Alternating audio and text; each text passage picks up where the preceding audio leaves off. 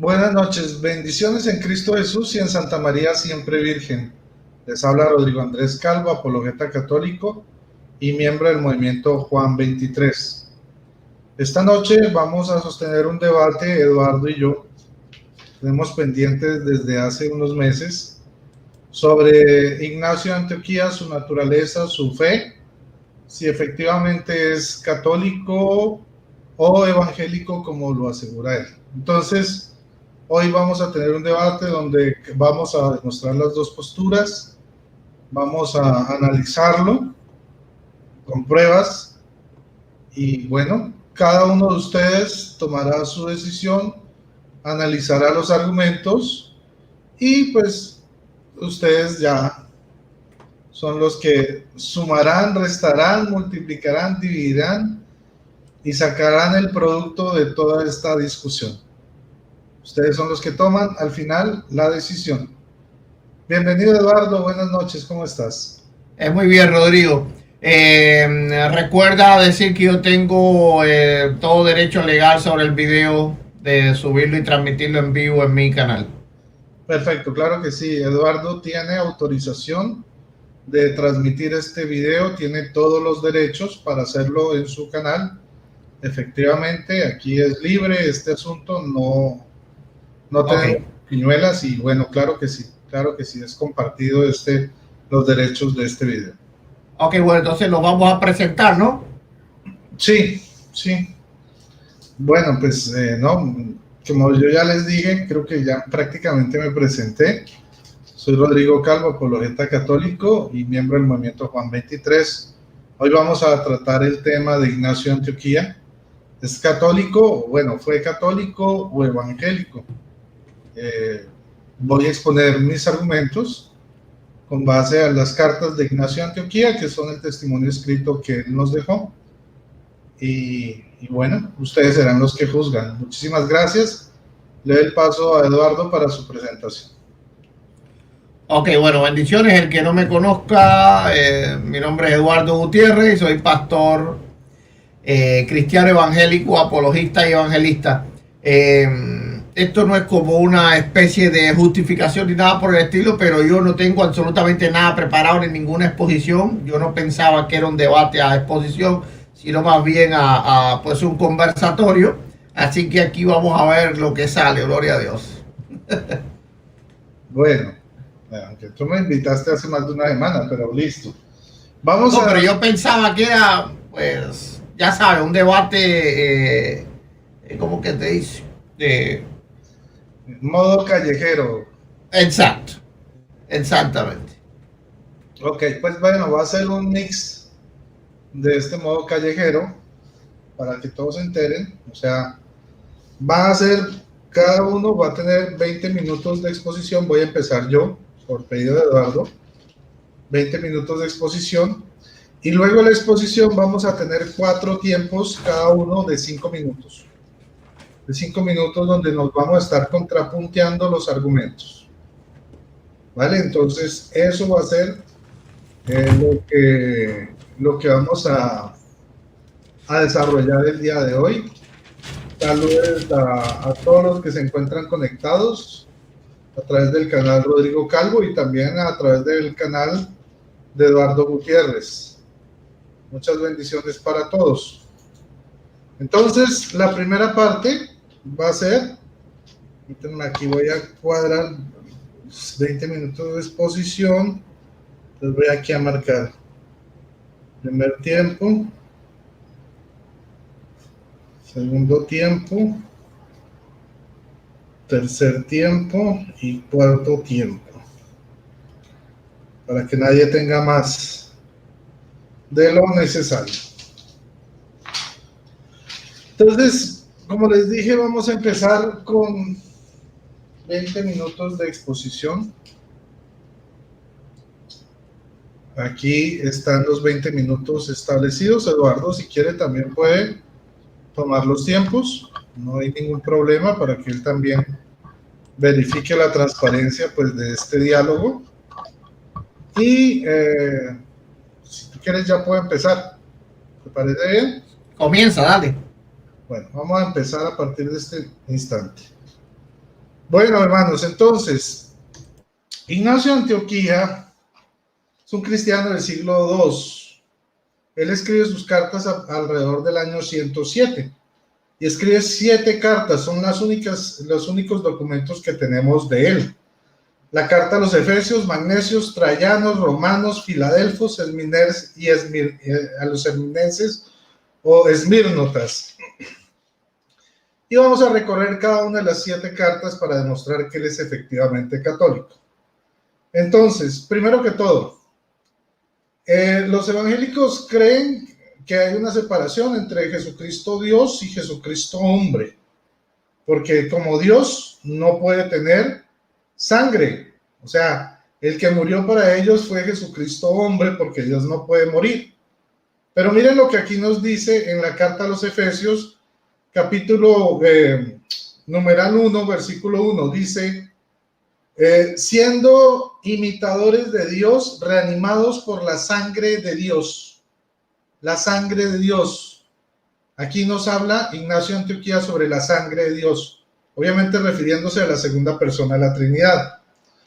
Por otro lado, dice, bueno, aquí nos habla en el numeral 2 sobre un diácono que se llama mi consiervo burro.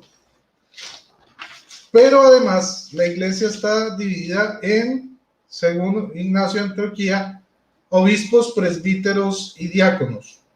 Esta división no existe en las iglesias evangélicas. Y en caso de que exista, por lo general, comienza por el pastor, que vendría a ser, entre comillas, una especie de presbítero, y a medida que va creciendo esa iglesia, va juntándole obispos, le va agregando diáconos. Pero la iglesia de Cristo, al revés de la evangélica, Jesús ordenó primero los apóstoles, o sea, empezó desde arriba, y los apóstoles ordenaron los obispos, que a su vez ordenaron los presbíteros. Y de ahí para abajo también los apóstoles ordenaron los diáconos, no al revés como sucede en la iglesia evangélica. Muy bien, por otro lado, dice aquí Ignacio de Antioquía en la misma carta a los Efesios, numeral 2, versículo 2, dice: pues es conveniente glorificar de todos modos a Jesucristo, que nos ha glorificado a nosotros, para que congregados en una sola obediencia, una sola, es unidad, bajo la autoridad, sometidos al obispo y al presbítero, seáis santificados por completo. Entonces aquí vemos que hay una unidad en autoridad, una sola iglesia, con distintas sedes, pero una sola iglesia. Por otro lado, y vamos a ver más adelante que la iglesia es real y es visible. Aquí nos dice en el numeral 4, versículo 1. También nos conviene caminar de acuerdo con el pensamiento del obispo, como ya hacéis, porque vuestro presbiterio digno de tal nombre, digno de Dios, sintoniza con el obispo como las cuerdas de una lira. O sea, este obispo y este presbítero, incluso los diáconos, están armonizados, están en una misma sintonía. No es como de otros lados, que un obispo dice una cosa, un presbítero o un pastor dice otra. No, aquí hay una unidad real de doctrina. Por otro lado, aquí nos menciona algo que también está ausente en las iglesias evangélicas: el altar. El altar. Miren lo que dice aquí el numeral 5, versículo 1, versículo 2, perdón. Nadie os engañe. Si alguno no está dentro del altar, se priva del pan de Dios. ¿De qué? Del pan de Dios. Aquí no está hablando de un pan especial, que es el pan de Dios, no es un simbolismo, es pan de Dios. Pues si la oración de uno y de dos tiene tanta fuerza, ¿cuánto más la del obispo y la de toda la iglesia? Mas el que no va a la reunión, ese se hace soberbio y se juzga a sí mismo, porque está escrito: Dios resiste a los soberbios. Muy bien. Entonces aquí dice que hay que asistir a esta reunión. Vamos a ver qué tipo de reunión se trata. Vamos al numeral 6 de la misma carta, versículo 1. Dice: está claro pues que es necesario mirar al obispo como al Señor. Miren cómo aquí Ignacio de Antioquía nos enseña que el obispo es representante de Cristo, es como el Señor, es otro Cristo, es un ungido, ¿ok? Ellos dicen que no hay otro representante en la tierra. De hecho, nos acusan a nosotros los católicos de decir que nosotros ponemos otros como representantes de Cristo y que el representante de Cristo solamente es el Espíritu Santo. Pero aquí lo que nos dice Ignacio de Antioquía está claramente dicho. Dice, está claro pues que es necesario mirar al obispo como al Señor. Y lo vamos a seguir mostrando en las distintas cartas. Pero además también nos habla de la unión hipostática y nos habla de Jesucristo no solo como hijo de Dios, sino como hijo de María a la vez. Otra verdad que niegan los evangélicos. Dicen que Jesucristo no puede ser hijo de María porque María no puede crear a Dios. Mire lo que dice aquí en el numeral 7, versículo 2. Dice, hay un médico carnal y espiritual, unión hipostática, carnal y espiritual, engendrado e ingénito, en carne hecho Dios, en muerte vida verdadera, tanto de María como de Dios, tanto de María como de Dios. Entonces aquí vemos claramente cómo aquí Ignacio de Antioquía reconoce que Jesucristo es hijo de María y es hijo de Dios, cosa que niega la doctrina evangélica. Pero vamos a seguir adelante con esta carta a los Efesios. Dice el numeral 13, versículo 1. Vamos a mirar el poder de la Eucaristía aquí, que no es un símbolo como dicen ellos, que es meramente un símbolo. Dice, poned empeño en reuniros con más frecuencia para la acción de gracias, o sea, la Eucaristía, de la acción de gracias de Dios y a la alabanza, porque cuando con frecuencia os reunís para esto, se derrumban las potencias de Satanás y se destruye la obra por la concordia de vuestra fe. Entonces miramos aquí cómo la Eucaristía tiene poder para vencer a Satanás. Ellos dicen que la Eucaristía, o bueno, la Santa Cena o Cena del Señor, como ellos le dicen, es un mero símbolo. Aquí nos dice Ignacio de Antioquía totalmente lo contrario. Pero sigamos en la misma carta a los Efesios. Vamos al numeral 18, versículo 2. Dice, porque nuestro Dios Jesús, el Cristo, fue llevado en el seno de María según la economía de Dios, del linaje de David y también del Espíritu Santo, el cual nació y fue bautizado para que purificara el agua de la pasión. Entonces aquí vemos cómo Ignacio de Antioquía insiste en que Jesucristo sí es hijo de María. Es verdadero hijo de María por adopción, sí, obviamente, y es hijo de Dios a la vez. Dos naturalezas en un solo hombre, una sola persona. Numeral 19, versículo 1, dice, la virginidad de María y su parto, igualmente también la muerte del Señor, tres misterios sonoros que se cumplieron en el silencio de Dios. Entonces aquí Ignacio de Antioquía nos habla de tres grandes misterios. Primero, el embarazo de María, la virginidad, y en su parto, o sea, su parto virginal. Los evangélicos dicen que cuando María concibió a Jesús o Dios lo dio a luz, ella perdió su virginidad porque rompió su himen. Pero aquí lo que nos dice Ignacio de Antioquía es que la virginidad de María y su parto, igualmente la muerte del Señor, son tres misterios sonoros. O sea, reconoce que María sigue siendo virgen después del parto, cosa que niegan los evangélicos. Ahora, sigamos al numeral, siguiendo el numeral 20, versículo 2, sí, 2. Dice, el Hijo del Hombre e Hijo de Dios, miren, Hijo del Hombre e Hijo de Dios, unión hipostática, para que vosotros obedezcáis al obispo y al presbítero con sintonía de pensamiento, rompiendo un único pan, que es el fármaco de inmortalidad, antídoto para no morir, sino para vivir en Jesucristo para siempre. ¿Qué es lo que nos está diciendo aquí? Que la Eucaristía, ¿sí?, es alimento espiritual para vencer la muerte, es para vida del espíritu, es inmortalidad, tiene poder real. Ellos insisten que es un mero símbolo y es un paso de obediencia para imitar lo que Jesús hizo en la última cena. Ignacio de Antioquía nos dice todo lo contrario. Ya no nos habla de la obediencia al obispo. Ahora vamos a pasar a la segunda carta, que es la de los magnesios. Aquí en la segunda carta de los magnesios nos habla primero de la unidad de la iglesia.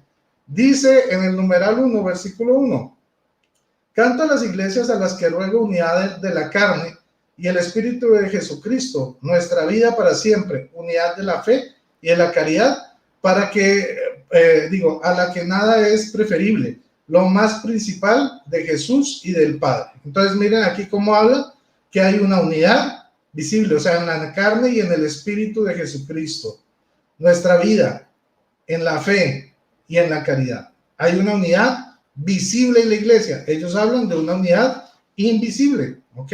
Bueno, veamos en el numeral 2, versículo 1, dice, vamos a mirar la disposición jerárquica de la iglesia en el siglo II, y dice que está unido a la ley de Cristo, no a la ley antigua de Éxodo 20, que es a la que se acogen los evangélicos. Dice, puesto que fui digno de veros en persona en Damas, vuestro obispo digno de Dios, en la que sois dignos presbíteros bajo Apolonio, y la de mi consiervo diácono Soción. Ojalá disfrute de este, ojalá disfrute de este, porque se somete al obispo como a la gracia de Dios, y al presbiterio como a la ley de Cristo. Entonces nosotros estamos sometidos a la ley de Cristo y no a la ley antigua de Éxodo 20, que es una ley distinta a la que ellos pues nos predican. De hecho, les encanta hablarnos de Éxodo 24. Listo. Sigamos con el numeral 3 de la misma carta, versículo 1, donde se nos enseña, Ignacio de Antioquía nos enseña a venerar el obispo. Ellos dicen que no podemos venerar personas, porque venerar es lo mismo que adorar. Ese es el argumento que ellos dicen. Pero dice así, os conviene también a vosotros no abusar de la corta edad del obispo, sino conforme al poder de Dios Padre, tributarle toda veneración. Más católico no puede ser Ignacio de Antioquía. Vamos al numeral 4, versículo 1, donde nos enseña que hay que obedecer al obispo. Dice, es conveniente no solo llamarse cristiano, sino serlo. Así también, algunos que dan el nombre, le dan el nombre al obispo y después hacen todo sin él, los tales parecen no tener buena conciencia, pues no se reúnen legítimamente conforme al mandato. Entonces aquí nos enseña la obediencia al obispo establecido por los apóstoles, cosa que no sucede en las iglesias evangélicas. Vamos al numeral 6, capítulo 1, versículo 1. Aquí vamos a encontrar que el obispo es otro Cristo, ¿ok? Miren lo que va a decir aquí, esto es poderoso. Dice, presidiendo el obispo en lugar de Dios, presidiendo el obispo en lugar de Dios, y los presbíteros en lugar del consejo de los apóstoles, y desempeñando los diáconos para mi dulcísimo ministerio de Jesucristo, que antes de los siglos estaba junto al Padre y al final se manifestó. Entonces, dice aquí otra vez, se lo repito, el obispo en lugar de Dios y los presbíteros en lugar del consejo de los apóstoles. O sea, y ellos dicen que el obispo ni ninguna persona puede tomar el lugar de Dios. Ok, muy bien. Los obispos son embajadores de Dios. Por otro lado, tenemos el numeral 8, versículo 1, donde nos habla de estar bajo la gracia y no bajo la ley. Eso ya lo habíamos hablado, pero se lo voy a leer. No os extraviéis con doctrinas falsas y con viejos cuentos que para nada aprovechan, porque si todavía vivimos conforme a la ley, confesamos no haber recibido la gracia. Sigamos, vamos al siguiente. Numeral 9, versículo 1. Donde nos dice que no todos los días, porque ellos dicen todos los días dan igual, ¿sí? Porque ellos hablan, bueno, que sí, se puede guardar el sábado, el domingo, el lunes, todos los días son iguales. Eduardo lo ha hecho en sus videos, sobre todo cuando le responde a los sabatistas. Pero ¿qué nos enseña Ignacio de Antioquía? Dice, mas si ellos vivieron en los antiguos órdenes de cosas, vinieron a la novedad de la esperanza, no celebrando ya el sábado, sino viviendo conforme al día del Señor, en que amaneció nuestra vida por medio de él y de su muerte, lo que algunos niegan. Entonces vemos que hay un día del Señor específico, que este es el día domingo, primer día de la semana, no el sábado. Por otro lado, nos enseña, los hermanos evangélicos nos dicen que el judaísmo, que la salvación viene de los judíos, que el judaísmo está por encima del cristianismo católico. Vamos a ver qué nos dice Ignacio de Antioquía en su numeral 10, versículo 3. Es absurdo hablar de Jesucristo y judaizar, porque el cristianismo no creyó en el judaísmo, sino el judaísmo en el cristianismo, en el que se ha congregado toda lengua que cree en Dios. Seguimos aquí. En el numeral 13, versículo 1, dice, versículo 1 al 2, dice, procurad estar afianzados en la enseñanza del Señor y de los apóstoles, para que todo cuanto hagáis os sea próspero, en la carne y en el espíritu, en la fe y en la caridad, en el Hijo y en el Padre y en el Espíritu, en el principio y el fin de vuestro dignísimo obispo, ¿ok? Y la preciosa corona espiritual de vuestro presbiterio, y a los diáconos según Dios. Someteos al obispo unos a otros como Jesucristo, según la carne al Padre, y los apóstoles a Cristo, y al Padre y al Espíritu, para que la unidad sea carnal y espiritual. Entonces aquí nos dice, hay que someterse al obispo para que haya una unidad carnal espiritual. No es solo espiritual, como dicen los evangélicos, que la iglesia es invisible. Aquí es una iglesia visible, carnal y espiritualmente. Vamos a pasar, no me va a alcanzar el tiempo porque apenas voy para la tercera carta y son 7, pero bueno, vamos a hacer lo que se puede. Vamos a ir a la carta de Ignacio a los Trayanos, donde, bueno, esto ya está, lo del someterse, vamos a mirar esta, carta a los Trayanos, numeral 3, versículo 1, donde dice que el obispo es un padre espiritual. Y ellos dicen, no llaméis padre a nadie. Miremos lo que dice aquí, que todos reverencien a los diáconos como a Jesucristo, como también al obispo que es figura del Padre, a los presbíteros como al Senado. Ojo, dice, como también al obispo que es figura del Padre. Y ellos dicen, no llaméis padre a nadie. ¿Listo? Figura del Padre, a los presbíteros como al Senado de Dios y como asamblea de los apóstoles. Sin estos no se puede llamar iglesia. Sin estos. ¿Ok? Sobre esto estoy persuadido que así hacéis. El ejemplo de, pues, bueno, esto lo voy a dejar para después, esto no tiene, pero lo importante ya lo leí. Sigamos aquí. Numeral, aquí habla del altar, en el numeral 7, versículo 1 y 2, dice, ni os separéis de Cristo, Dios, de Jesucristo Dios, ni el obispo de las ordenanzas, de las ordenaciones de los apóstoles. El que está en el interior del altar es el que es puro, mas el que está fuera del altar no es puro. Es decir, el que hace algo sin el obispo, el presbítero y los diáconos, ese no es puro en conciencia. Entonces vemos cómo el altar, que no existe en las iglesias evangélicas, está unido al obispo, a los presbíteros y a los diáconos. Muy bien, numeral 8, versículo 1, dice así, ojo, que hay que tener fe en la carne de Cristo y amar en la sangre de Cristo. Vosotros pues, revistiéndoos de mansedumbre, convertidos en las nuevas criaturas por la fe, que es la carne del Señor, y por la caridad, que es la sangre de Jesucristo. Entonces, la caridad porque Él derramó su sangre, y la fe porque hay que creer que el pan eucarístico es su carne. Dice así el numeral 9, versículo 1. Haceos los sordos cuando alguien os hable de algo que no sea Jesucristo del linaje de David, el de María, el cual verdaderamente nació, comió, bebió verdaderamente, fue perseguido bajo Poncio Pilato, verdaderamente fue crucificado y murió a la vista de los seres celestiales, terrestres e infernales. Entonces aquí nos habla de Jesucristo como verdadero Dios, verdadero hombre, hijo de Dios, hijo de María, realmente hijo de María. Numeral 10, versículo 1, dice, mas si os dicen algunos que son ateos, esto es infieles, que padeció en apariencia. Ellos dicen que Jesucristo no puede morir, o sea, como Dios, porque Dios no puede morir.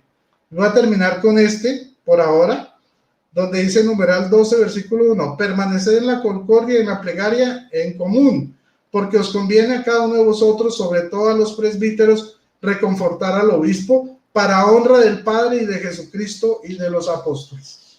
Miren, esto es una unidad real, no aparente, no espiritual, no invisible, ¿ok?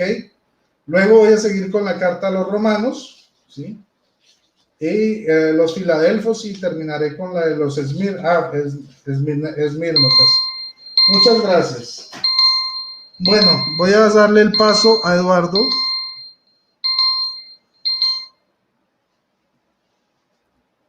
Eduardo, ¿estás listo? Ok, sí. Dime cuándo enciendo mi tiempo. Ahora puedes empezar. Ok. Bueno, como dije, ¿verdad? No tengo una disertación preparada como él, así que yo voy a dar a grandes rasgos lo que yo pienso. Primeramente tenemos que analizar qué cosa es un católico, ¿verdad? El católico tiene dos características principales y me voy a basar en ellas. Primeramente, cree en una iglesia completamente piramidal con el obispo de Roma a la cabeza de ella, teniendo una primacía sobre todas las iglesias y siendo el obispo universal de todas las iglesias. La segunda característica principal del catolicismo es la Eucaristía, la cual la realizan no, ¿verdad?, como un recordatorio específico o no respecto a lo que pasó específicamente en la cruz del Calvario, sino más bien especialmente en la transustanciación, en la visitación de Cristo en el pan, el cual es absorbido por la iglesia a través de la boca.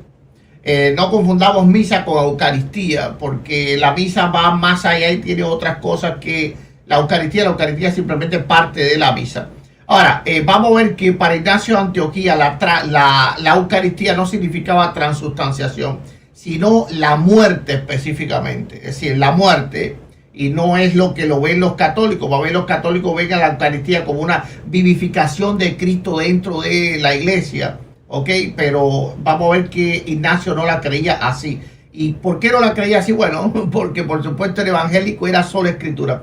1 Corintios 11:26 dice: así pues, todas las veces que comieres este pan y bebieres esta copa, la muerte del Señor anunciáis hasta que Él venga. Y esto no es lo que anuncia los católicos cuando comen la Eucaristía, pues ellos piensan que ese pan está vivo. Es más que anunciar la muerte, es anunciar una vivificación de Cristo dentro de la iglesia. Ese no es el sentido bíblico de la Eucaristía y tampoco es el sentido que daba Ignacio. Entonces vamos a ir a sus cartas, que las tengo aquí. Vamos a ver o elegir algunos extractos, yo creo que muy importantes. Por ejemplo, vamos a la carta a los romanos, una carta que deja bien claro que Ignacio era cualquier cosa menos católico romano. Dice: Ignacio, que es llamado también Teóforo, aquella que ha hallado misericordia. En este primer párrafo tiene algo muy importante y es donde dice: a la que tiene la presidencia en el territorio de la región de los romanos. Noten que la iglesia de los romanos no la da como a una iglesia que tiene la presidencia sobre toda la iglesia, sino simplemente la da como una mera iglesia local. Ignacio escribe 7 cartas, al menos 7 cartas que se sabe que son de él, porque hay otras que se piensan que son espurias. En estas 7 cartas él le escribe, por ejemplo, personalmente al mismo Policarpo, pero no escribe de manera personal al obispo de Roma. ¿Cómo puede ser católico alguien escribir una carta a la iglesia de Roma y no dirigirse a su gran obispo, sucesor de Pedro, infalible, Dios en la tierra y no sé cuántas otras cosas? Pero él no. Él dice bien claro que la iglesia de los romanos tiene la presidencia en la región de los romanos. Esa es la región que ella gobierna y no otra. Ahora, en el capítulo 4 o en el numeral 4, vamos a decirle así, que es donde él habla de la Eucaristía. Escuchen muy bien lo que él dice. Dice: soy el trigo de Dios y soy molido por las dentelladas de las fieras para que pueda ser hallado pan puro de Cristo. Noten que para Ignacio la Eucaristía no era una transustanciación, sino que era la muerte. A nadie se le ocurre que Ignacio pensaba que había una transustanciación con su cuerpo cuando él estaba siendo el pan de Dios, el pan puro de Cristo. No, él no veía algo como algo que llegaba, que cobraba vida, como lo ven los católicos, ¿verdad? Yo siempre digo que los católicos, desgraciadamente, ¿verdad?, ceden a la tentación de Satanás. En el capítulo 4 de Mateo, creo que en el 4, Satanás le dice a Cristo que haga una transustanciación, convierte esas piedras en pan. Más o menos lo que pasa en la Eucaristía. Ahora aquí dice, soy el trigo de Dios y soy molido por las dentelladas de la fiera para que pueda ser hallado pan puro de Cristo. ¿Ok? Sigue diciendo después, antes atraer a las fieras para que puedan ser mi sepulcro y que no dejen parte alguna de mi cuerpo detrás, así cuando pase a dormir no seré carga para nadie. Nota que Ignacio de Antioquía no quería que su cuerpo fuera reliquia. Él quería que su cuerpo fuera desmenuzado y comido por completo para no ser carga de nadie. Ahora, pensaría si un católico, no sé, ahora tienen embalsamado un muchacho ahí del internet, le dice que el apóstol del internet. Pero vemos que Ignacio no tenía ningún respeto por su cuerpo. Él quería no ser carga. El cuerpo de él, el cuerpo del gran Ignacio de Antioquía, no era una reliquia para él. Él no consideraba su cuerpo como una reliquia, algo que sí consideran los católicos. Cada vez que se muere un papa, tienen los cuerpos por ahí pues descuartizados, pedacitos en todas las iglesias. Eso no sucedió con Ignacio, no estaba en el pensamiento cristiano de Ignacio. En el numeral 7, dice, aun cuando yo mismo, cuando esté con vosotros, os ruegue, no me obedezcáis, sino más bien hacer caso a las cosas que os he escrito, porque os estoy escribiendo en plena vida, deseando con todo la muerte. Noten que lo que desea es la muerte, por supuesto, el martirio, no que fueron suicidas. Ok, dice, mis deseos personales han sido crucificados y no hay fuego de anhelo material alguno en mí, sino solo agua viva que habla dentro de mí diciéndome, ven al Padre. Es decir, el Señor le estaba llamando a hacer ese sacrificio. Dice, no tengo deleite en el alimento de la corrupción o en los deleites de esta vida. Deseo el pan de Dios, es decir, la Eucaristía, que es la carne de Cristo. Y nota, aquí es donde el católico dice, ya ves, Ignacio de Antioquía era católico, porque dice que ese pan es la carne de Cristo. Pero ¿qué es lo que él desea? La muerte. Es decir, Ignacio era un obispo.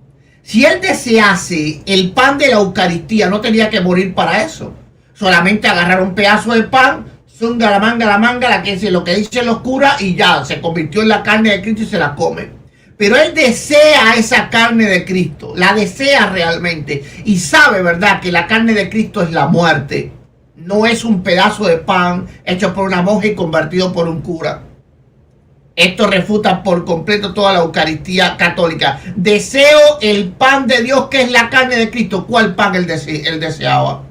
Una Eucaristía hecha por él. No, la muerte, que era del linaje de David, y por bebida deseo su sangre, que es amor incorruptible, ¿verdad? Es decir, el sacrificio. ¿Ok? Él dice abajo, ya no deseo vivir según la manera de los hombres. Dice después en el numeral 9, recordar en vuestras oraciones a la iglesia que está en Siria. Escuchen esto. Que tiene a Dios como su pastor en lugar mío. Jesucristo solo será su obispo. Como dicen por ahí, pácata. ¿Cuál es el obispo universal para todos los católicos? El obispo de Roma. Pero para Ignacio de Antioquía, el único obispo de su iglesia, cuando él faltara, era Jesucristo. Jesucristo era el único obispo de su iglesia. Pero qué curioso que le estaba escribiendo a los romanos. Qué falta de respeto al Papa, ¿eh? Papa, me voy a morir, pero que quede claro que tú no eres obispo de mi iglesia, ¿verdad? Que el único obispo de mi iglesia es Jesucristo. Dice, Jesucristo solo será su obispo. Y Jesucristo es el obispo de todas las iglesias. ¿Por qué él le dice solo será su obispo? Es decir, nadie tiene autoridad sobre ella. Es decir, yo soy su obispo. Cuando yo falte, Jesucristo solo será su obispo. Eso es una pedrada completa al catolicismo romano, ¿verdad? Y esta es la carta a los romanos. Pongan atención a esto. Ok, pongan atención a esto. Vamos a la carta a Policarpo, que también está bien interesante. Y también a la carta a los esmirnianos. Está bien interesante. Dice, primero dice Ignacio, llamado también Teóforo a Policarpo, que es obispo de la iglesia de Esmirna, o más bien que tiene por su obispo a Dios el Padre y a Jesucristo.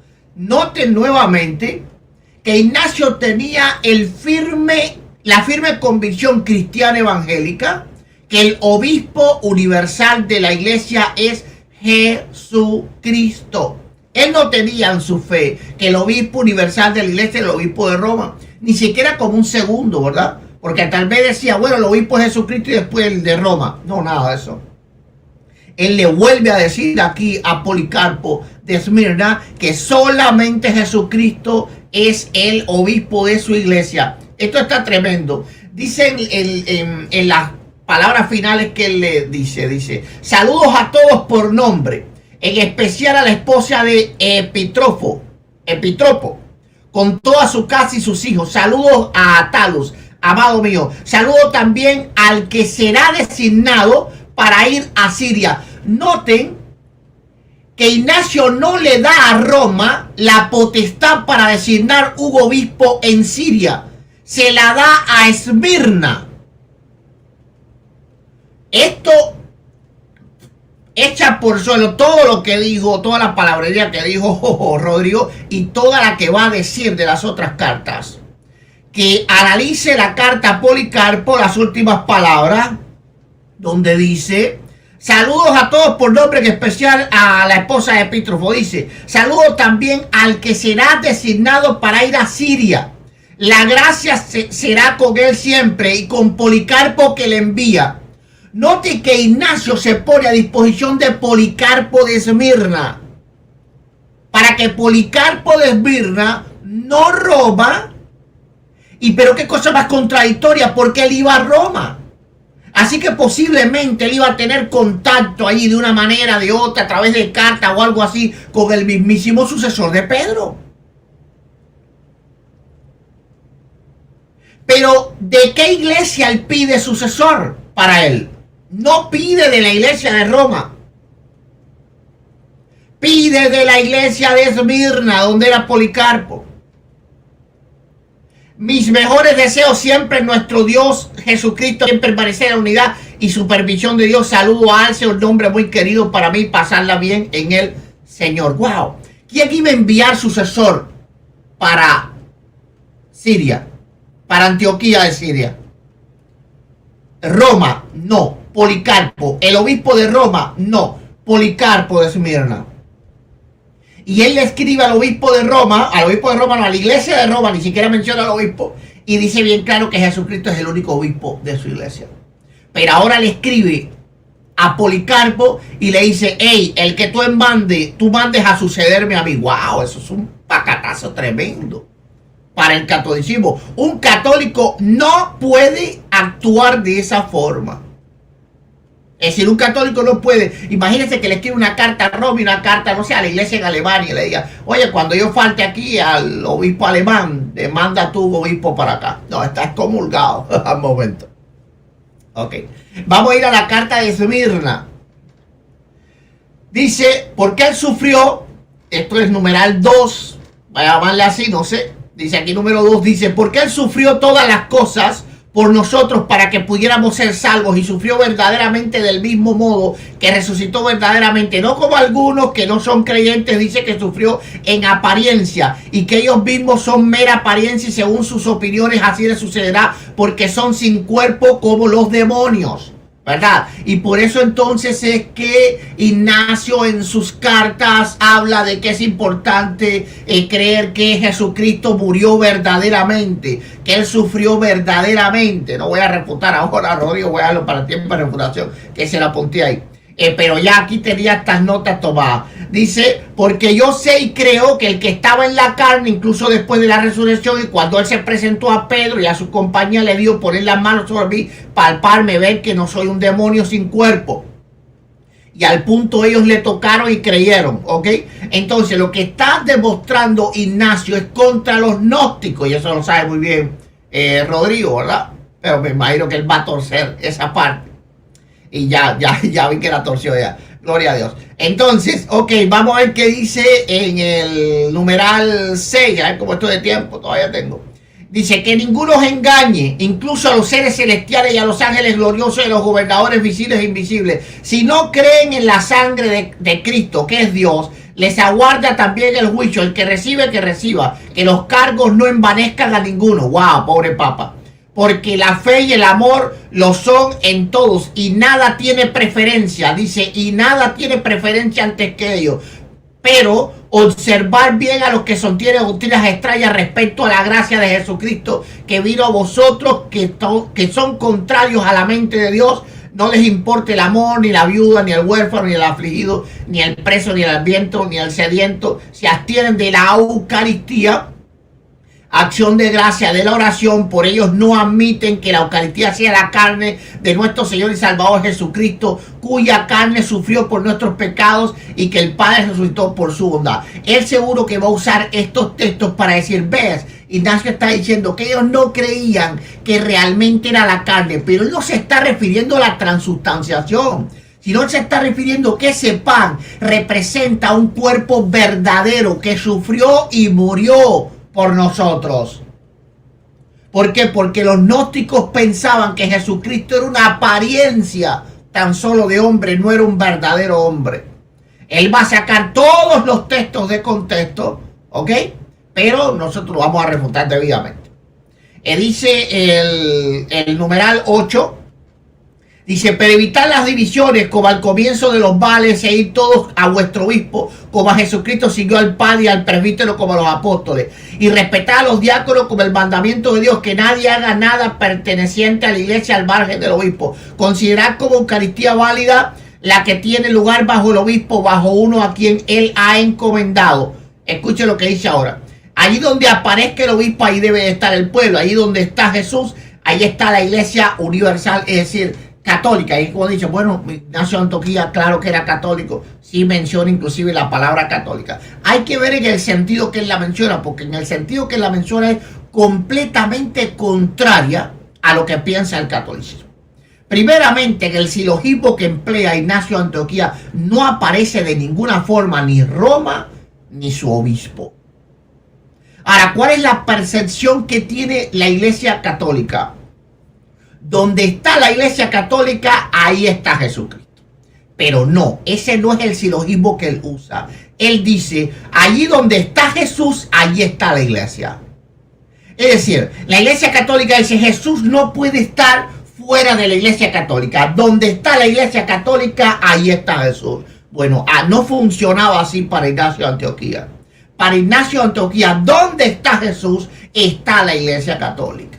Es decir, los que verdaderamente siguen a Jesús y sus enseñanzas son la iglesia universal. La iglesia universal no es la que imparte a Cristo, sino que Cristo imparte a la iglesia. Ese es el silogismo que usa Ignacio de Antioquía para explicar la eclesiología. Algo que es completamente contrario. Inclusive los católicos creen que si un papa o obispo de Roma peca horriblemente, aún así, como tiene el ministerio del papado, sigue siendo la iglesia y sigue siendo el representante de la iglesia, porque para el católico Jesucristo está donde está el papa, pero no funciona así. Para Ignacio, ¿verdad? La iglesia estaba donde estaba Jesucristo y no al revés. ¿Ok?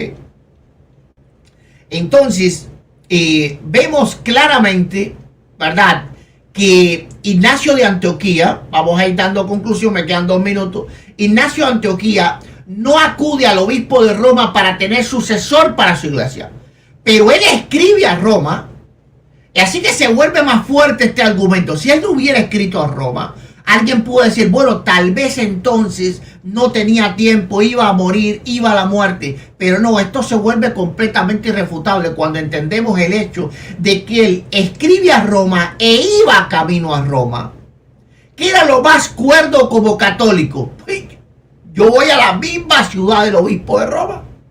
Así que él va a enviar un sucesor. Pero él le dice al obispo de Roma que no, que Jesucristo es el único sucesor de él. Pero luego entonces escribe a la iglesia de Esmirna, es decir, a Policarpo, y deja en manos de Policarpo hubo obispo que no era según la mente errada del católico, hubo obispo universal, deja a cargo a él para que supla sucesor de la iglesia. Por eso estamos seguros que la iglesia primitiva no era piramidal, sino que eran iglesias locales y cada obispo confiaba en los obispos que ellos tenían pertinente a hacerlo. Así que queda bien probado que Ignacio de Antioquía de ninguna forma era católico romano.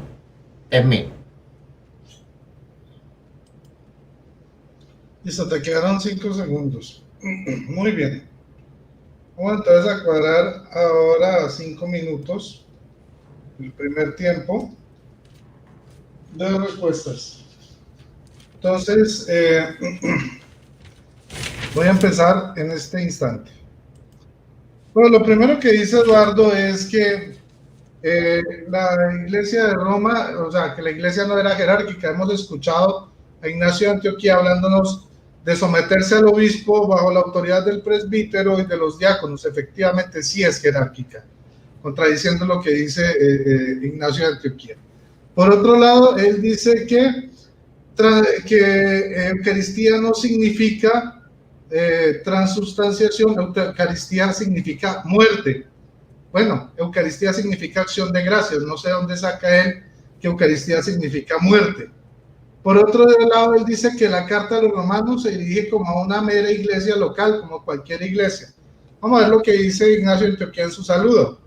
Dice, amada e iluminada en la voluntad del que quiere todo lo que existe, según la fe y la caridad de Jesucristo nuestro Dios, que preside la región de los romanos, digna de Dios, digna de honor, digna de más felicidad, digna de alabanza, digna de todo deseo, digna de pureza, y presidida por la caridad portadora de la ley de Cristo, adornada con el nombre del Padre. Saludo en el nombre de Jesucristo, Hijo del Padre. Si eso no es un saludo para una iglesia supremamente especial, porque este saludo no hay similar en las otras cartas, solo a la iglesia de Roma le hace semejante saludo y semejante distinción. Por otro lado dice, bueno, ya le dije, él dice que Eucaristía significa la muerte para Ignacio de Antioquía, pero Eucaristía significa acción de gracias. Y él toma un texto donde dice que él se hace trigo de Dios, pero confundir trigo con el pan eucarístico son dos cosas distintas. Claro, del trigo se puede sacar el pan, pero el trigo no es pan. Ahora vamos a mirar a qué se refiere por este asunto. Pero vamos a mirar el texto como tal. Dice, numeral 4, versículo 1 en adelante. Dejadme ser pasto de las bestias, por las que tengo que alcanzar a Dios. Trigo soy de Dios, no pan, trigo soy de Dios. Y por los dientes de las fieras voy a ser molido para que sea hallado pan puro de Cristo. Ahora, ¿qué significa el pan puro de Cristo? Quiere decir que las bestias lo van a comer, lo van a roer. Miren lo que va a decir aquí. Acariciad más bien a las fieras para que sean para mí sepulcro y nada dejen de mi cuerpo. Nada dejen de mi cuerpo, así como nosotros consumimos la Eucaristía, a fin de que muerto a nadie sea molesto. Entonces seré verdaderamente discípulo de Jesucristo. Cuando el mundo no vea mi cuerpo, implorad a Cristo por mí, para que por estos instrumentos sea hallado sacrificio para Dios. Sacrificio para Dios, ¿ok? No os ordeno como Pedro y Pablo, aquellos eran apóstoles, yo un condenado, aquellos libres, yo hasta ahora esclavo. Y miren aquí cómo aquí Ignacio de Antioquía muestra cómo Pedro y Pablo son los fundadores de la iglesia de Roma. ¿Cómo no va a haber preponderancia si él mismo reconoce que los fundadores de la iglesia de Roma son Pedro y Pablo? Por otro lado, dice en el numeral 7, pongan la lupa, numeral 7, versículo 3. No siento placer por la comida corruptible, ni por los placeres de esta vida. Quiero el pan de Dios, que es la carne de Jesucristo. Ojo, quiero el pan de Dios, que es la carne de Jesucristo, el de la estirpe de David. Y como bebida quiero su sangre. Y como bebida quiero su sangre, que es caridad incorruptible. Ahora vamos a pasar a lo que dice Ignacio de Antioquía a los filadelfos. Ok, bueno, vamos aquí con lo siguiente. Dice que la palabra católica ¿Qué? Bueno, que habla de católicos solo a los esmirnotas y no a los romanos. O sea, según él, la iglesia de Esmirna era la católica, la iglesia de Roma era otra cosa. Pero entonces, ¿por qué Ignacio de Antioquía dirigió la carta a la iglesia de Roma? ¿Acaso no era católica? ¿Será que le estaba hablando a otra denominación? Por otro lado, también dice que es que Ignacio de Antioquía no deja un sucesor. Es que ningún obispo deja un sucesor. Eso es una falacia. Hechos capítulo 1 nos muestra cómo el colegio apostólico elige el sucesor de los apóstoles. Y lo mismo cuando en la iglesia católica se hace el cónclave, se elige el sucesor de Pedro. No es, yo no sé de dónde sacó él que los obispos designan un sucesor. Eso no lo cree la iglesia. Bueno, entonces hasta aquí dejo esta primera parte y vamos con los 5 minutos de Eduardo. Cuando tú quieras, Eduardo. Espérate un momentico para encender mi tiempo. Dime cuándo lo enciendo. Ya, si quieres. Ok, dale. Bien. Bueno, vimos a Rodrigo un poco enredado, ¿verdad? En esta parte. Ay, gloria a Dios. Ok, él dice que para Ignacio la iglesia era jerárquica porque dice someterse al obispo. ¿Pero a cuál obispo? Al obispo local. Algo que creemos nosotros también los evangélicos. ¿Por qué? Porque lo dice la Biblia. Por ejemplo, dice, si leemos Hebreos 13, 17, dice, obedeced a vuestros pastores y sujetaos a ellos, porque ellos velan por vuestras almas, algo que creemos nosotros los cristianos evangélicos. Pero no es una iglesia jerárquica piramidal, donde habla él del obispo de Roma, sujetado al obispo, pero al obispo local. Ok, él dice que yo digo que la palabra Eucaristía significa sacrificio, ¿verdad? Y significaba, o muerte, significaba acción de gracia. Yo no estoy hablando del significado idiomático, lingüístico. Estoy hablando de lo que es la Eucaristía como liturgia, y eso lo sabía, eso fue un muñeco de paja que levantó. Él dice que le envía grandes saludos a la iglesia de Roma y la exalta. ¿Qué específico está esto? Esto está hermoso, porque noten que para Ignacio lo que valía de la iglesia de Roma era cuántos mártires ella dio y no el obispo que la comandaba. Noten que todas las felicitaciones de Ignacio son para la congregación y jamás para el obispo. ¿Por qué razón? Porque era cristiano evangélico, no católico. Él dice, ¿verdad? Según Ignacio dice dice, él dice que él es trigo y no pan. Vamos a ver si eso es cierto, ¿ok? Porque vamos a ver que él dice, soy el trigo de Dios, pero va a terminar siendo pan. Dice, soy trigo de Dios y soy molido por las dentelladas. Él está dando un silogismo de cómo el trigo se convierte en pan. Supuestamente una transustanciación ignacística, ¿verdad? Es la que cree Rodrigo Calvo. Porque dice, yo soy el trigo, ahora se va a meter en un molino. Y soy molido en las dentelladas de las fieras, para que pueda ser hallado pan puro de Cristo. Así que cuando Ignacio iba a la muerte, él se convertía en pan, así como la Eucaristía significa el sacrificio de Cristo. Por eso Jesús dijo, haced esto en memoria de mí. Acuérdense de que mi cuerpo fue partido en la cruz del Calvario. ¿Ok? A ver, ¿qué más dice? Dice, sometíos al obispo y al presbítero. Sí, lo repitió 500 veces, pero no a la iglesia. Al obispo y al presbítero, al líder local de cada una de las localidades donde la iglesia de Cristo está dispersada por todo el mundo. Solo creemos los cristianos evangélicos. Ustedes creen que tienen que someterse al obispo de Roma. Dame el texto donde Ignacio de Antioquía dice algo. Así él dijo que en la iglesia evangélica no hay altar. A ver cómo estoy de tiempo. Él dijo, y dice que dice Ignacio, o porque Ignacio dijo, si alguien está fuera del altar no puede participar del pan. ¿Quién le dijo a él que para Ignacio el altar era la mesa, verdad, herética que tienen ahí los católicos? No, era la congregación. Ahora, los fieles de la iglesia católica pueden estar en el altar o solamente, ¿verdad?, los miembros capacitados, obispos, diáconos, presbíteros. ¿Quiénes pueden manipular el altar en la Iglesia Católica? ¿Quiénes pueden manipular las especies del altar en la Iglesia Católica? ¿El pueblo entero? Claro que no. Cuando Ignacio dice si alguien está fuera del altar, está diciendo si alguien no se congrega en la Iglesia de Cristo, no puede participar del pan. Y yo reto a él que vuelva a leer los textos que él dio para que vean que él está hablando de la congregación, porque él mismo lo dice en esos textos.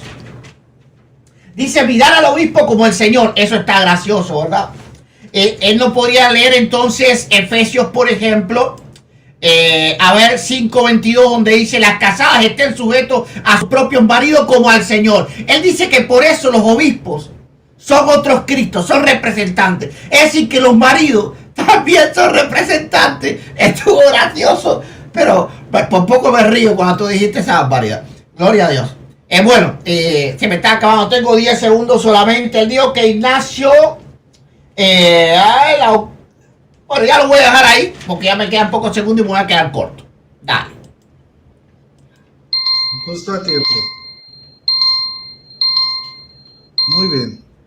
Entonces vamos con el segundo tiempo de 5 minutos, ¿vale? Muy bien, voy a empezar a partir de ahora. Bueno, ustedes escucharon primero que Eduardo dijo que el único obispo era Cristo, pero en lo que leyó reconoció que habían obispos instituidos en la iglesia. Él mismo se pacateó. Pero vamos a seguir aquí con lo de la Eucaristía. Carta de Ignacio a los Filadelfos. Saludo en la sangre de Jesucristo. Ella es la alegría eterna y permanente. Sobre todo cuando son una cosa con el obispo, con los presbíteros y diáconos constituidos en el sentir del Señor. En el sentir de Jesucristo, perdón. Pero póngale la lupa que esto se pone aún más interesante. Él dice que la Eucaristía es la muerte. Vamos a ver si eso es cierto. Dice en la misma carta a los Filadelfos, numeral 4, versículo 1, dice así: tened pues cuidado de participar en una sola Eucaristía, porque una es la carne de nuestro Señor Jesucristo y una es el cáliz para la unidad de su sangre. ¡Ojo! Uno el altar, como uno el obispo con el presbítero y los diáconos mis consiervos.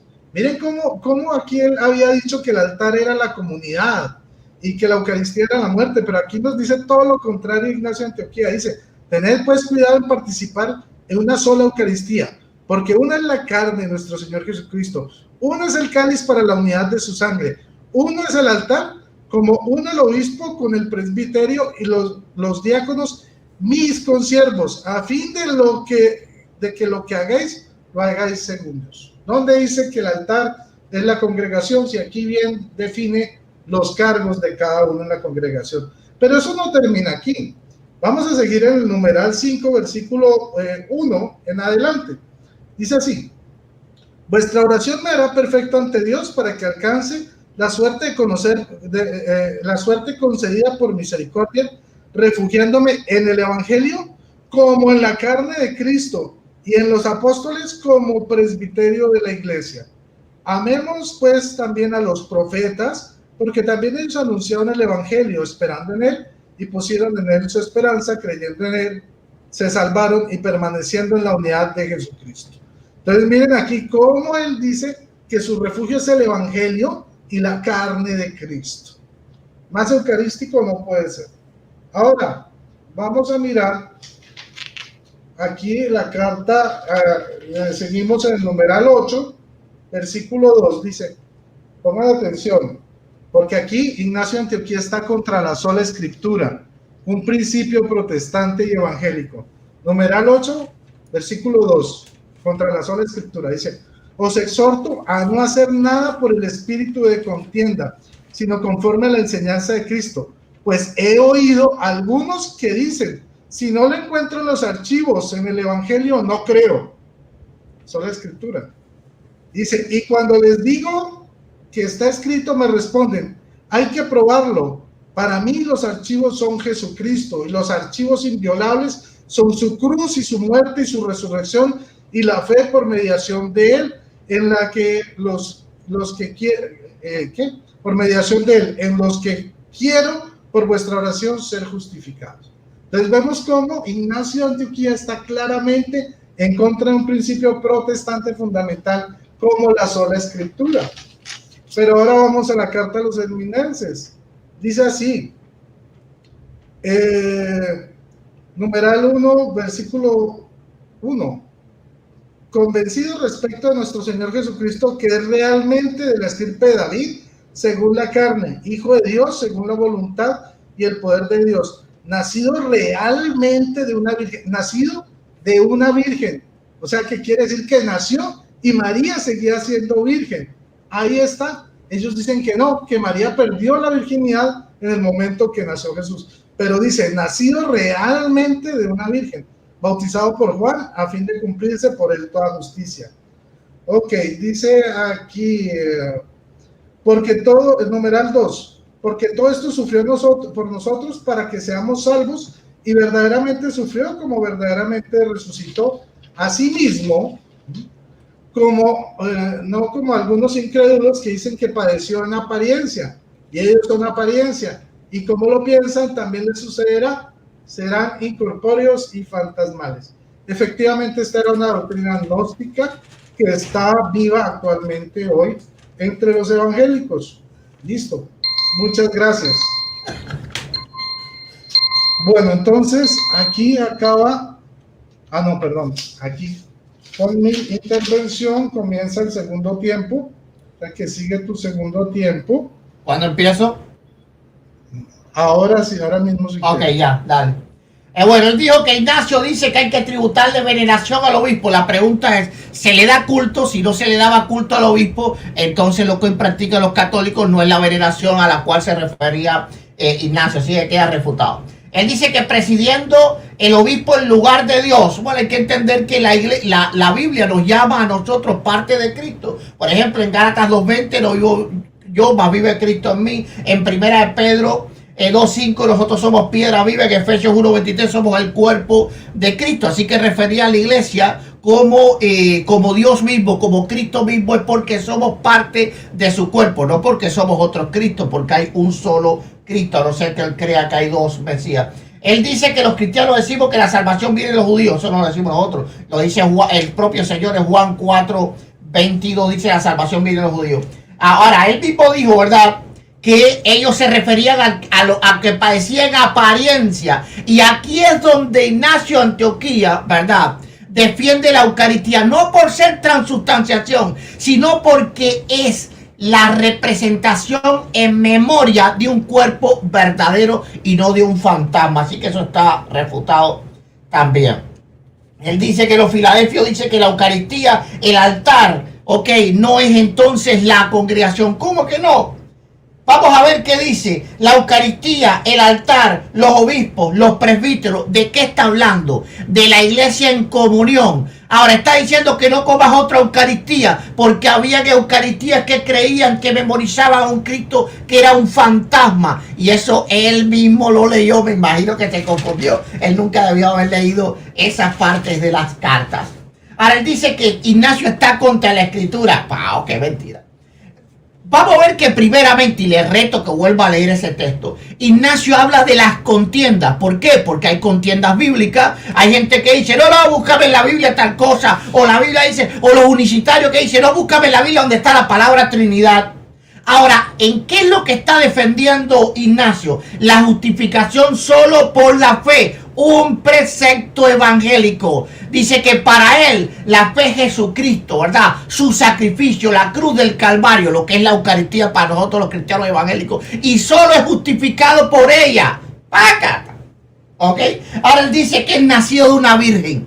Y eso prueba entonces la virginidad perpetua. Eso es como alguien diga, yo nací de un adolescente porque mi mamá era muy joven cuando me tuvo. Así, y ella siguió siendo adolescente. Bueno, según Rodrigo Calvo, sí, siguió siendo adolescente. ¡Wow! Tremendo fue esto, ¿verdad? A ver, ¿qué más ha dicho? Dijo que Ignacio... Ok, él dijo que Ignacio decía que la Eucaristía derribaba fortaleza. Le reto que vuelva a leer el texto. Está hablando de la reunión, de la comunión de unos con los otros, porque la Eucaristía es la común unión. Por eso se le llama común unión, porque la iglesia se reúne a participar del pan, y eso es lo que tiene la fortaleza. Donde hay 2 o 3 congregados en mi nombre, ahí yo estoy en medio de ellos. Lo que se pongan de acuerdo 2 o 3 de ustedes en la tierra será hecho. Lo que aten en la tierra será atado en los cielos, lo que aten en los cielos será atado en la tierra. Cordón de 3 es difícil que se rompa. La escritura, orar los unos por los otros. La escritura nos manda a tener comunión unos con los otros, y todos cristianos sabemos que ahí es donde está la fortaleza de la iglesia y del pueblo de Dios. No un pan convertido por un fulano.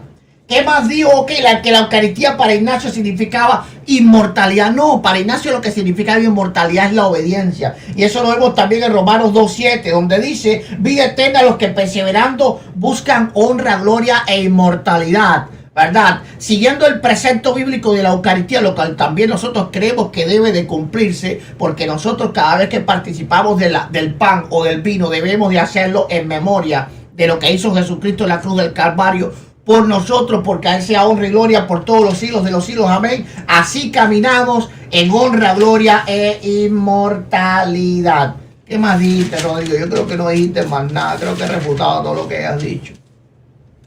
Ok, San Ignacio, yo creo que todo Amuercha ahora pone algo nuevo en lo que viene. Ahora, lo que él tiene que responder en este debate es: ¿por qué Policarpo de Esmirna es el que envía sucesor para la iglesia de Antioquía de Siria y no el obispo de Roma? Él habiéndole escrito los dos. ¿Por qué pone en manos de Policarpo de Esmirna nombrar sucesor para su iglesia si solo lo puede hacer el obispo de Roma? Tiempo.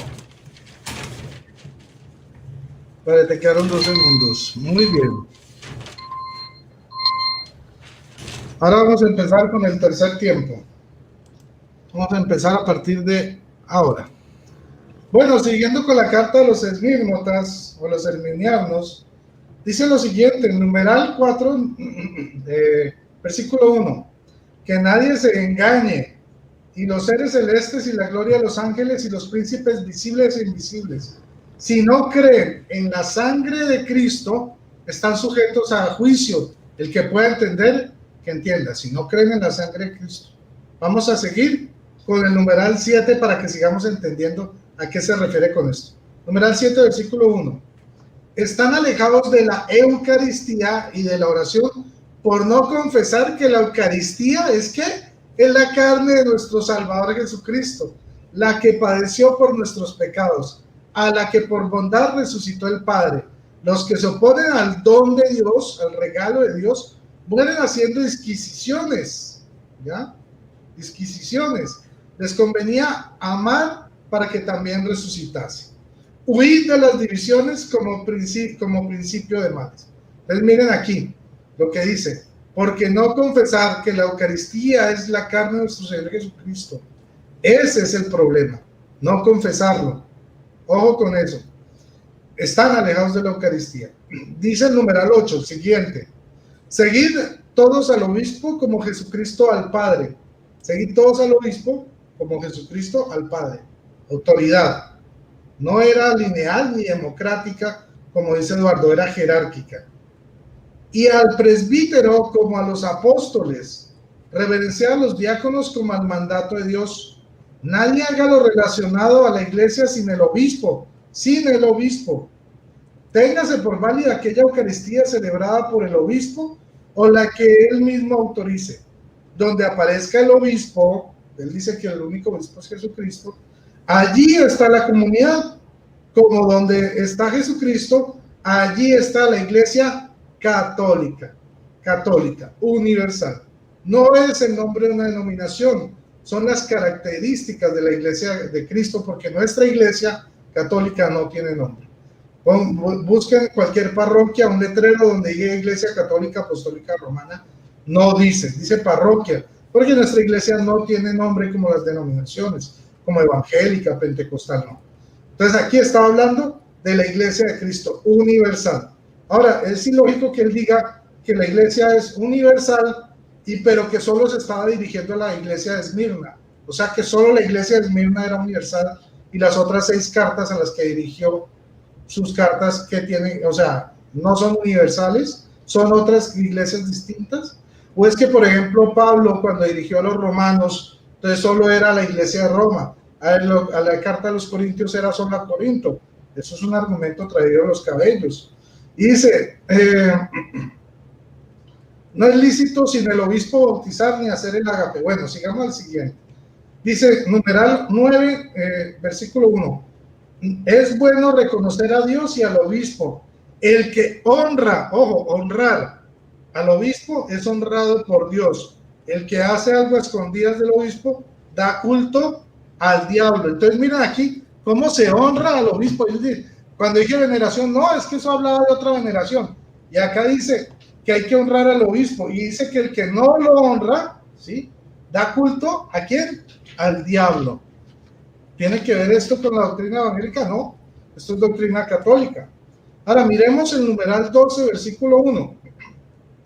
Dice, saluda al obispo digno de Dios y al respetable presbiterio y a mis conservos los diáconos y a cada uno y a toda la comunidad en nombre de Jesucristo, en su carne y su sangre, en la pasión y en la resurrección, en la unidad corporal y espiritual de Dios y de vosotros. Entonces miren que acá hay una unidad de la iglesia visible, corporal y espiritual. Corporal, visible, y espiritual, invisible. Los evangélicos, ¿qué dicen? Solo unidad espiritual. Ignacio de Antioquía versus los evangélicos. Esto está más claro que ni el agua. Pero bueno, voy a dejar ahí, a ver qué hago. Bueno, no, yo creo que por ahora vamos a dejar así, me quedan 15 segundos y vamos a parar. Entonces ya comenzamos el tercer tiempo y comienza el tercer tiempo de Eduardo. Entonces, cuando tú lo decidas. Ok, desde ya. Bueno, lo curioso es que Rodrigo no se ha dedicado a refutar nada de lo que yo he dicho, ¿verdad? Ha tratado de poner más argumentos para un poco salirse por la tangente, pero vamos a refutarlo de todas maneras. Él dice, ok, que Ignacio dice, si no cree en la sangre de Jesucristo, por no confesar que es la carne de Jesucristo, la cual murió y resucitó. Vamos a leer qué es lo que dice realmente Ignacio de Antioquía. Dice, pero observar bien a los que sostienen doctrina extraña respecto a la gracia de Jesucristo vino a nosotros, que estos son contrarios a la mente de Dios. No les importa el amor a las viudas, a los huérfanos, ni al afligido, ni al preso, ni al hambriento, ni al sediento. ¿Por qué no les importa? Porque los gnósticos no les importaba la carne, el cuerpo. Ellos decían que habían dos dioses, un dios dual, ¿verdad? Esto nunca se lo va a explicar los católicos, Rodrigo Calvo, ¿ok? Entonces, ellos no les interesaba el cuerpo para nada. Entonces, no atendían los cuerpos de los sedientos, de los hambrientos. Dice, se abstienen de la Eucaristía, pero no solo de la Eucaristía y de la oración. Ahora, ¿por qué? Lo dice, porque ellos no admiten que la Eucaristía sea la carne de nuestro Señor Salvador Jesucristo. Pero aquí está hablando de transustanciación, no. Dice, cuya carne sufrió por nuestros pecados y a quien el Padre resucitó por su bondad. Está hablando del Jesucristo que vivió como hombre, porque ellos no pensaban que Jesucristo era un hombre. Ellos pensaban que Jesucristo era un fantasma. Y eso lo dice bien claro en el numeral 2 y 3 de la misma carta. Él nunca le va a leer el contexto. Dice, porque Él sufrió todas las cosas por vosotros para que pudiéramos ser salvos, solamente por el sacrificio de Él. Pácata, ¿verdad? Justificado solo por la fe. Y sufrió verdaderamente del mismo modo que resucitó verdaderamente. No como algunos que no son creyentes. Dice que sufrió en apariencia. Por eso ellos negaban la Eucaristía. ¿Cómo comer un pan en memoria de una carne que en realidad no existió? ¿Cómo comer un pan en memoria de un sacrificio, de un dolor que en realidad nunca fue hecho? Los musulmanes también creen eso. Los musulmanes creen que Jesucristo sufrió aparentemente la cruz del Calvario, que realmente no tuvo ese sufrimiento ni tampoco murió. Y eso lo creían los gnósticos. del primero, segundo y tercer siglo. Y es lo que están combatiendo, y es lo que está combatiendo Ignacio. Dice, y que ellos mismos son mera apariencia, y según sus opiniones así les sucederá, porque son sin cuerpo como los demonios.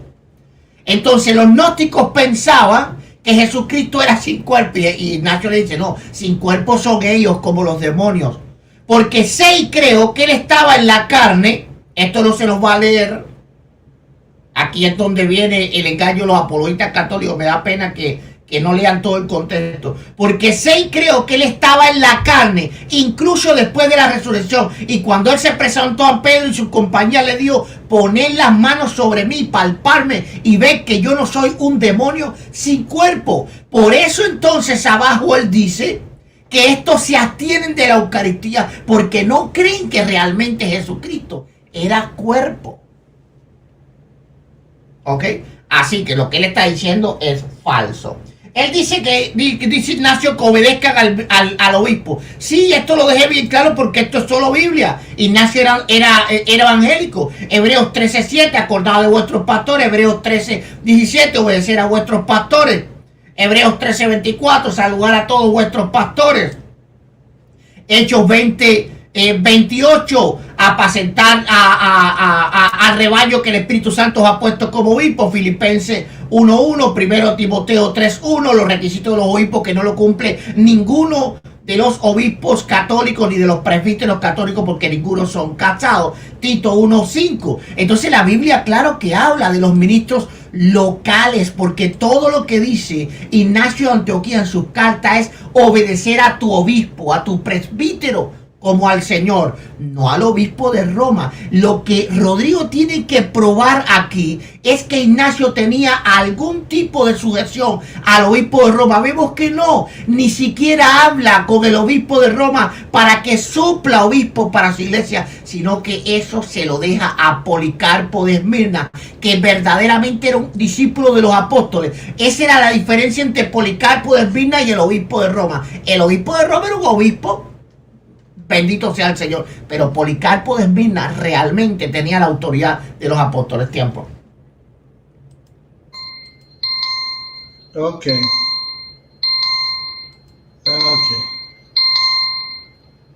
Vamos a apagar esto aquí. Bueno, ya entramos en la última fase, el último tiempo de 5 minutos. Entonces voy a empezar a partir de ahora. Bueno, Eduardo dice que los obispos de Tito 1:5, o sea, no tienen nada que ver con los obispos católicos, porque ahí dice que hay que estar casado una sola vez. Bueno, y dice una sola vez es porque está prohibiendo la poligamia, no el celibato. De hecho, si él quiere probar su punto de vista, tendría que darme el nombre de la esposa de Ignacio de Antioquía o de Policarpo, y no va a poder porque eran obispos célibes. Así de sencillo. Por otro lado, probé, bueno, antes de entrar, ustedes escucharon que él habló contra la Iglesia Católica, habló de los gnósticos, pero no dijo nada que tenía que ver Ignacio de Antioquía con los evangélicos. No hizo ninguna referencia entre evangélicos e Ignacio de Antioquía. No dijo qué era lo que tenían que ver, en qué de común tenían en la fe. Eso no lo quedó debiendo. Solo habló contra la Iglesia Católica y habló de los gnósticos.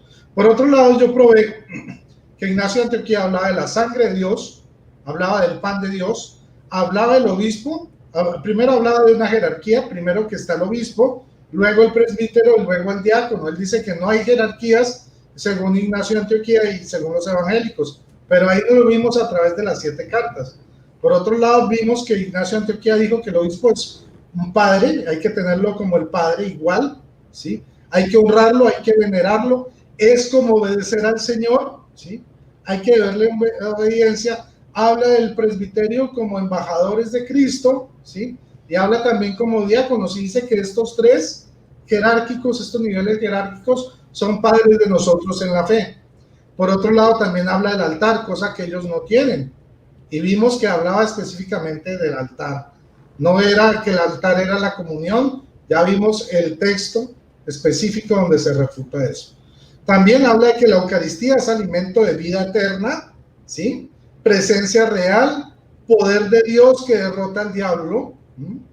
También nos dice que Jesucristo es verdadero Hijo de Dios y verdadero Hijo de María, cosa que ellos niegan. Ellos dicen que Jesucristo no es hijo de María, ¿sí? Jesucristo como Dios no puede ser hijo de María porque María no puede crear a Dios. Ignacio de Antioquía lo refuta porque dice que en uno solo está verdadero Jesucristo como verdadero Dios y verdadero hombre. Ahora nos habla de la unión hipostática y de la muerte de Jesucristo como hombre y Dios verdadero. Ellos dicen que Jesucristo murió como hombre, no como Dios. Ignacio de Antioquía nos dice murió como Dios y como hombre verdadero. También nos habla también vimos la virginidad de María durante y después del parto, cosa que ellos niegan. Que dicen después del parto María perdió la virginidad. Ojo con eso. Por otro lado, dice, hablamos de que la unidad de la iglesia es espiritual y es visible, porque dice la unidad del cuerpo, en carne. Ellos dicen, no, la unidad de la iglesia es solamente invisible. Ignacio de Antioquía nos dice, es visible e invisible, en cuerpo y espiritual, en carne y espiritual. Por otro lado, nos establece que el domingo como tal es el día del Señor. Ellos dicen que cualquier día es el día del Señor. Otra cosa que dice Ignacio de Antioquía, que el cristianismo está por encima del judaísmo. Ellos todavía cobran el diezmo, ¿sí?, de la antigua ley, y cada vez que pueden nos citan Éxodo 20, los 10 mandamientos de la antigua ley. Ojo con eso. Por otro lado, él dijo que la iglesia de Roma no era tan importante, era una más, y vimos el saludo tan espectacular que Ignacio de Antioquía le hace a la iglesia de Cristo en Roma, ¿ok? Y ahora también vemos que Ignacio de Antioquía estaba contra la sola escritura. Les di la cita, él no pudo refutar eso, ¿sí? También nos habla en la comunión de los santos, Ignacio de Antioquía. Y para terminar, entonces, vamos a repetir esto de la carta a los romanos, que nos dice aquí Ignacio, dice numeral 7, versículo 1.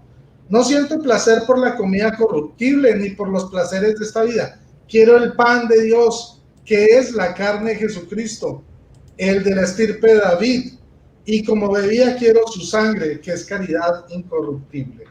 Y además, seguimos con la carta a los Filadelfos, donde dice, tened pues cuidado de participar en una sola Eucaristía, porque una es la carne de nuestro Señor Jesucristo, y una es el cáliz para la unidad de su sangre, uno al altar, como uno al obispo con el presbiterio, y los diáconos mis consiervos. O sea, aquí está hablando de la comunión de los santos. Muchas gracias. Bueno, entonces pasamos a tus últimos 5 minutos para dar final. Perdón. Entonces, cuando tú lo digas, Eduardo.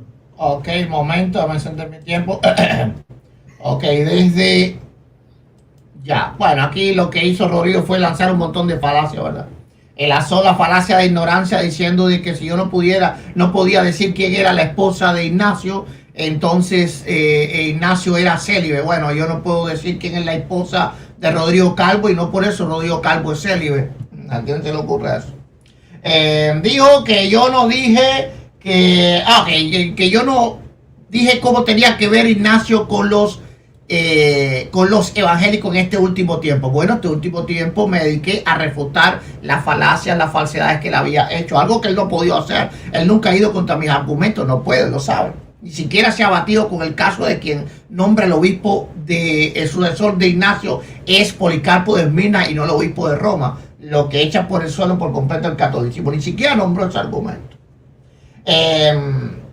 Bueno, Ignacio dijo que Dios murió. Jamás Ignacio dijo que Dios murió en la cruz del Calvario. Él dice que para nosotros la iglesia solamente es invisible. Eso es completamente falso. Para nosotros la iglesia es visible cuando se congrega. No es una institución donde hay 2 o 3 congregados en mi nombre. Ahí estoy yo en medio de ellos. Ahí eso está en Mateo 18 a partir del 18, ¿verdad?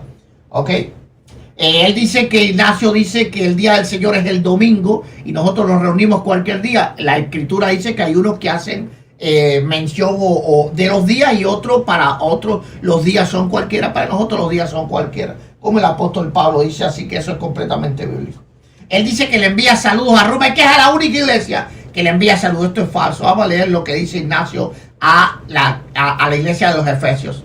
Ignacio, llamado también Teóforo, aquella que es grandemente bendecida en la plenitud de Dios Padre, predestinada antes de los siglos a estar por siempre, para una gloria que no pasa, inquebrantablemente unida y elegida a la pasión verdadera, por la voluntad del Padre y de Jesucristo nuestro Dios, a la iglesia digna de ser llamada bienaventurada que está en Éfeso de Asia, mi saludo en Jesucristo y un gozo irreprochable. Por favor, Rodrigo, no le mientas a la audiencia. Bendito sea el Señor. Pero aunque él también saludó a la iglesia de los romanos, claro que sí, era una iglesia también apostólica, sin lugar a dudas, no saludó al obispo. Y eso es lo que tú tenías que haber explicado por qué no lo hizo. Ahora, yo he dejado bien claro, ¿verdad?, que Ignacio de Antioquía no creía que la Eucaristía fuera la transubstanciación, sino la muerte. Él mismo se creía el mismo Eucaristía. ¿Acaso Ignacio pensaba que él iba a hacer una transubstanciación? No. Carta a los Romanos, numeral 4. Soy el trigo de Dios y soy molido por las dentelladas de la piedra para que pueda ser hallado pan puro de Cristo. Pan puro de Cristo. Vemos que Ignacio no quiere que se recoja pedacitos de su cuerpo para hacer reliquias. Dice, antes atraer a las fieras para que pueda hacer mi sepulcro y no deje aparte alguna de mi cuerpo detrás. Y así cuando pase a dormir no seré una carga para nadie. Ay, pobrecitos los católicos.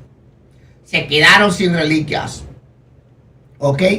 Él deja bien claro, dice, aun cuando yo vivo, cuando esté con vosotros, os ruego que no me obedezcáis, sino más bien hacen caso de las cosas que os he escrito, porque os estoy escribiendo en plena vida, deseando con todo la muerte, desea la muerte. Mis deseos personales han sido crucificados y no hay fuego de anhelo material digno en mí, solo agua viva que habla dentro de mí diciéndole ven al Padre. Deseo el pan de Dios, que es la carne de Cristo. ¿Cuál era el pan de Dios? La muerte. No era la Eucaristía católica, porque si no simplemente él no tenía que morir para eso.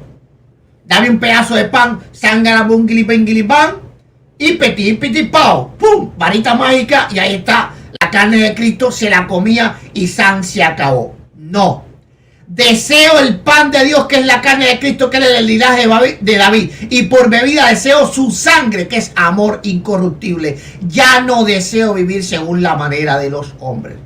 Yo he dejado completamente probado, absolutamente probado, que Ignacio de Antioquía le dejó a Policarpo de Esmirna la responsabilidad de elegir sucesor. Saludo también al que será designado para ir a Siria. La gracia será con él por siempre y con Policarpo que le envía. Por lo tanto, el obispo de Roma no tenía autoridad sobre la iglesia primitiva y aquí queda terminantemente prohibido cualquier veneración hacia el obispo de Roma y completamente probado de que la iglesia católica no existía en los primeros siglos. Tiempo. Done. Listo. Perfecto, Eduardo. Muchísimas gracias. Ya ustedes escucharon los argumentos de parte y parte. Y bueno, cada uno tomará sus decisiones, escuchará los argumentos, sopesará y tomará su decisión. Claro que sí, claro que entonces, sí. Eduardo, muchas gracias. Lo despedimos, ¿verdad? Vamos a despedirnos los dos. Pasamos a la despedida. Te voy a pedir que te despidas tú primero para yo cerrar. No. Sigue el formato. Sigue el formato. Dale, despide. Bueno, no hay ningún problema. Vale. Bueno, muchísimas gracias por su atención.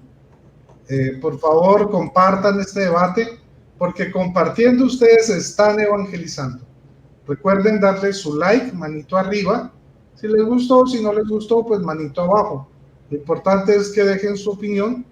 Y si no se ha suscrito al canal de Rodrigo Calvo, hágalo. Muchas gracias a todos los que nos acompañaron esta noche, tanto cristianos católicos como los evangélicos. Muchas gracias por su atención. Que el Señor les bendiga y que viva Cristo Rey. Adelante, Eduardo. Ok, bueno, como bien dijo Rodrigo, sopesen todas las cosas, vean las pruebas, saquen sus propias conclusiones y miren a ver dónde está la verdad. Por mi parte, yo le doy las gracias a Dios primero por haberme ayudado A Rodrigo Calvo también por haber participado en este debate. Para mí siempre es un gusto participar en los debates con él. A todo el público que nos está viendo en cada uno de los dos canales, el canal de Católico de Rodrigo Calvo y nuestro canal Cristiano Evangélico Reflexiones del Pastor.com. Nos pueden buscar en YouTube. Por favor, suscríbanse, denle like y compartan el video. Bueno, Rodrigo, ahora, ¿verdad? Te queda ir después a mi canal a un debate próximo. Claro que sí, Eduardo. Ok, entonces ya por mí terminamos. Perfecto. Feliz noche para todos. Que viva Cristo Rey. Bye, bye.